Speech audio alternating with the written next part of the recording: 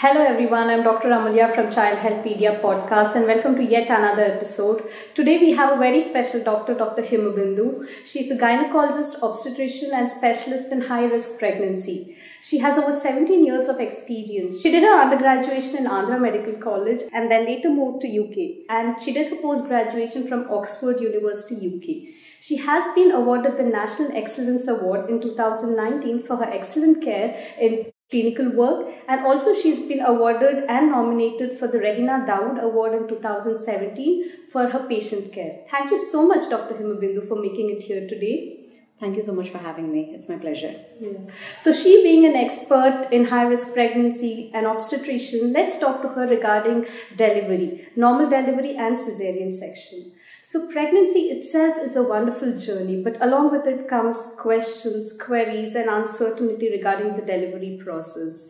So Dr. Himabindu, every mother's dream or wish is for a normal delivery. So what do you say, what are the chances of a mother to have a normal delivery? Normal delivery is a very physiological process and that is generally the most preferred mode of giving birth. This is because that's what the woman's body is designed for, whether it's the uterus, the pelvis, they're all designed to give birth to the baby. So it is definitely what we would advise for every single woman to try and aim for a normal delivery. If it is a woman's first baby and she's got no other medical conditions, she is well and her baby is well, her chance of having a normal delivery is in the region of 80 to 90%. If it is her second baby and she's had a previous normal delivery, the chances are in the region of 98 to 99%. Women who've had a previous cesarean section can also try for a normal delivery, provided they fulfill certain requirements. And in these women also, the chance of a normal delivery is in the order of 75%. So that's huge. Yes, absolutely.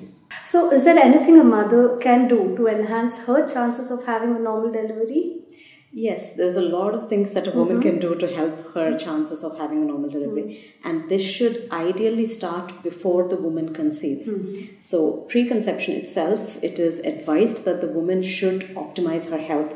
And this includes various things. So if she's on medications for any condition like diabetes, for high BP, for epilepsy, any condition at all, then it's important that she sees a doctor before she plans for a pregnancy so that her medical condition is optimized. She does not have a flare-up of the condition or exacerbation of the condition for at least 3 to 6 months before conception.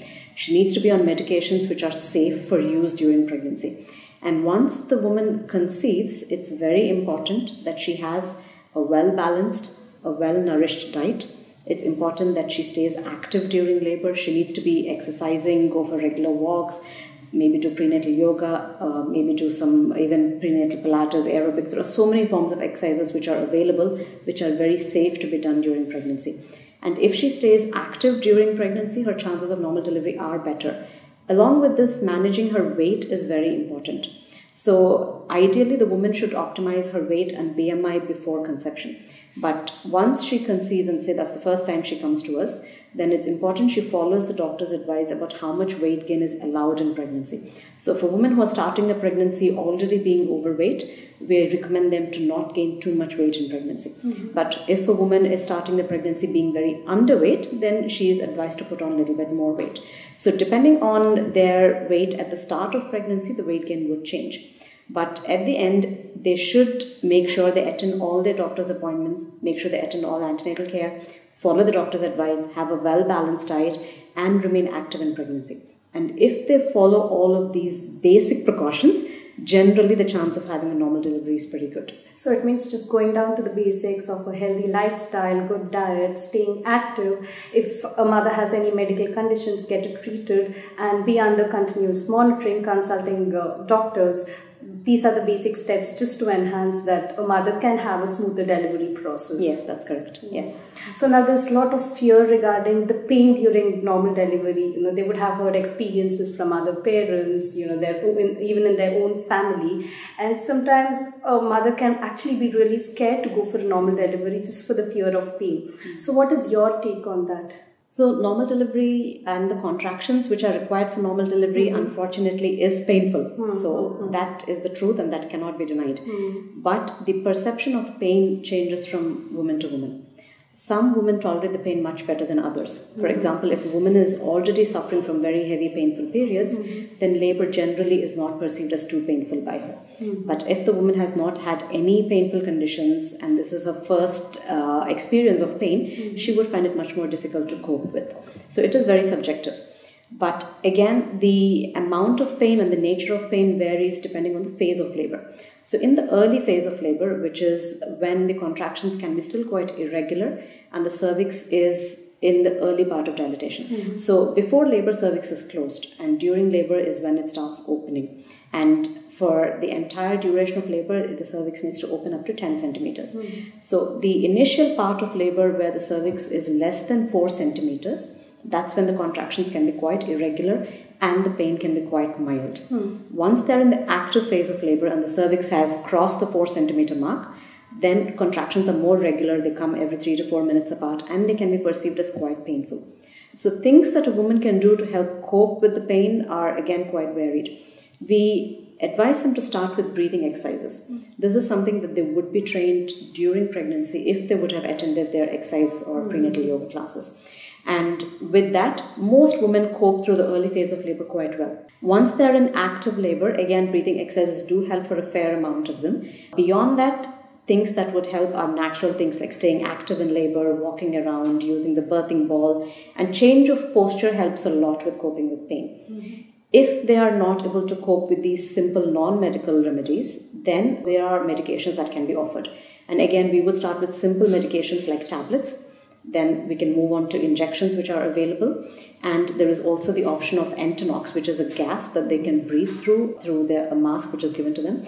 And all of these do help with coping the pain. Beyond this, painless delivery is something that is quite in the news these days. Right, because epidural or the painless delivery is something which parents are opting for as well. Absolutely. So epidural is anesthesia, which is a local anesthesia given in the back of the woman. Just like how a woman would have a drip for fluids which is put into the hand, it is similarly a very thin plastic tube, almost as thin as hair, which is inserted in the back of the woman. The insertion process is not painful, doesn't take too long. And once the tube is inserted in the back, the medication runs through this. And this helps the woman to cope with the pain quite well. And it can last for as long as it's needed. So it does not impact on the outcome of the labor, because contractions will continue. Epidural does not impact on the contractions. And they'll be able to have a normal delivery. If for whatever reason the woman ends up with the emergency cesarean section, epidural is helpful even for that. They wouldn't need additional anesthesia for that. So dear moms, like Dr. Himabindu has said, pain is very subjective. It can be mild, it could be severe. The initial phases of the labor could be mild degree of pain a mother can experience, but in later stages the pain can increase. There are non-medical ways to relieve pain, like Dr. Himabindu has rightly explained, breathing exercises, yoga, and then if that's not really helping a mother, then go to medical ways. You have certain medications which could be given, and then go for the epidural in case the pain is very severe. Now, how safe is this epidural? So epidural is very, very safe, because most important thing that most women or couples are worried about is, are these safe for the pregnancy? Are they safe for the baby? None of the medications which are used either in pregnancy or during labor or for pain relief cross the placenta. So they do not go to the baby. They purely work within the mother's blood circulation. And so first is they're very safe for the baby. Second thing is, none of these medications have any long-term impact for the mother. They act for a very short time only during the actual required phase of labor. And whenever we need the medication to stop working, they do. So they can be absolutely titrated to work only for a few hours. So they're very safe and can be used without much worry at all. So that's relieving for parents to know that epidural is quite safe and there's no harm. It has been proven that it's quite safe to be administered to the mother. Yes. Yeah, there are lots of studies, and the risk is like less than 1 in 1 lakh for anything to go wrong. Yeah. So another quick question, can a mother drink or eat during the labor process? So it depends on the phase of labor the mother is in. During the early phase of labor, we advise the woman to eat well, to stay hydrated well, because that is how she's going to get the energy to cope with the contractions. But once she's in active labor, so beyond the 4 centimeters, and the contractions are coming very close and very regularly, then it becomes quite difficult for the woman to eat. And even if she eats, the chance of actually becoming sick and having vomitings is quite high. So during active labor, we advise the woman to not eat much, but stay hydrated with fluids. So these can be water, any kind of clear fluids like ORS or electrol, and that would give her adequate energy to cope with the labor.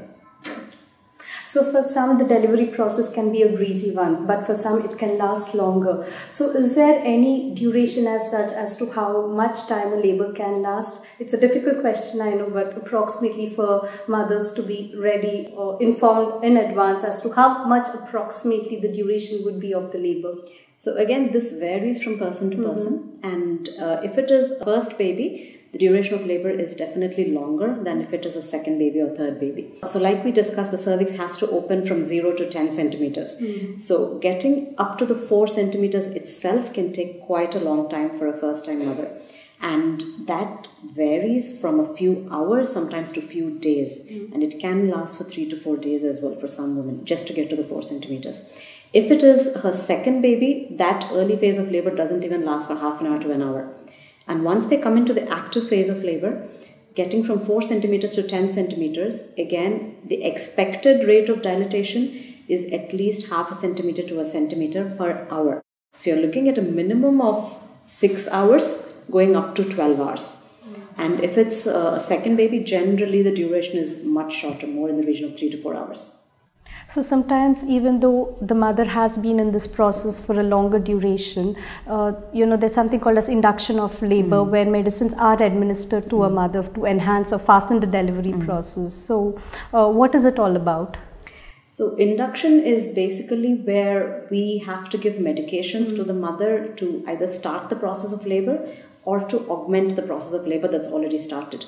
And it is done when we feel that continuing the pregnancy can be a risk to the mother or to the baby. And that can be for various conditions. So say we want to deliver a woman at 39 weeks. By then, if the woman has naturally gone into labor, well and good. But if she has not gone into labor, because continuation of the pregnancy would mean probably a poor outcome for the mother or the baby, we would offer induction. And depending on how far in labor the woman is already at the time, our process of induction would vary. There are various steps of induction, first of which would be, if the cervix is completely closed, we would give them medications to start, which can be tablets or it can be vaginal pessaries. And with these, the cervix softens a little bit and starts opening a little bit. If the cervix is already a little bit open, either naturally or with medicines, then we would break her waters, which is called artificial rupture of membranes. And once the waters are broken, for most women, contractions pick up. But if they still do not pick up, then we start a hormone drip, which is called the oxytocin or the syntocinon drip. And with the hormone drip, the contractions become quite regular, and that's when we achieve the contractions required, like one in every 3 minutes or every 4 minutes. So depending on the phase of the labor, depending on whether she's had a previous baby or not, whether it's her first baby, what we actually use for induction varies. It's very important to know that the outcome does not change whether the woman goes into labor naturally or with induction. So if a woman is healthy, her baby is healthy, her pelvis is adequate, and she would be having a normal delivery, that would not change whether she goes into labor naturally or with induction. And if it is not going to happen for whatever reason and she's going to end up with a cesarean, again, that would not change whether she labors naturally or with induction. That's interesting. So we have seen instances where a mother is suddenly taken up to cesarean section after trying naturally for the normal delivery process. So what are the indications where a mother is taken into emergency cesarean section? So as much as possible, we try to have for a woman to have a normal delivery, but there are certain indications why we need to do a cesarean section. Because at the end of the day, we need a healthy mother and a healthy baby. Right. So as long as both are healthy and labor is progressing, we wait. But if there are, say, reasons like the woman is contracting well, baby is also absolutely fine, but she's not dilating. So she's, say, 4 centimeters for more than 6 hours or 8 hours. That is not safe for the woman because the contractions for such a long time without progress would cause risk to the mother, like she can end up with a lot of bleeding or various other complications. Then we would offer her a cesarean section. Similarly, if the baby is not coping, so when the woman is going through labor and the uterus is contracting, there is immense pressure on the baby with each contraction because the baby is squeezed. And with that, if a baby is well-grown, term baby, healthy baby, the baby can deal with it.